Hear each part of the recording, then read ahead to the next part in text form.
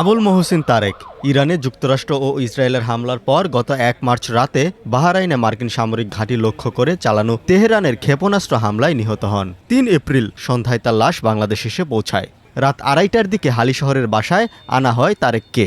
নগরের হালিশহর ঈদগাহ বউবাজার এলাকায় বেলা 11:30টার দিকে নামাজের জানাজা শেষে তার লাশ সেখানে দাফন করা হয়।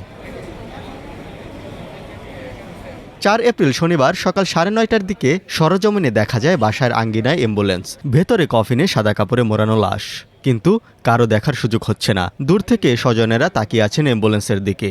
জানাজা ও কাফনের আগে ক্ষণিকের জন্য কফিনে মোড়ানো লাশের চেহারা দেখতে পান স্ত্রী, একমাত্র মেয়ে ও কয়েকজন স্বজন। লাশটার চেহারা আমি দেখছি এবং আমাকে বাহরাইন থেকে আমাদের নিকটতম আত্মীয় স্বজন যারা ছিলেন এবং তারা ওখানে দেখছেন, ঠিক আছে, চেহারা মোটামুটি চেহারা বোঝা যাচ্ছে, চেহারা ঠিক আছে।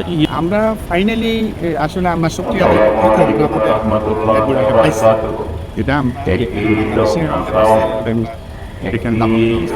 এস এম তারেকের গ্রামের বাড়ি চট্টগ্রামের সন্দ্বীপের আজিমপুর ইউনিয়নে। 2009 সালে বাহরাইনে যান তিনি। বাহরাইনের রাজধানী মানামার আরসি ড্রাইভ ডক নামের একটি প্রতিষ্ঠানে কাজ করতেন তিনি। তবে তার পরিবার হালিশহর ঈদগাহ বউবাজারে ভাড়া বাসায় থাকেন।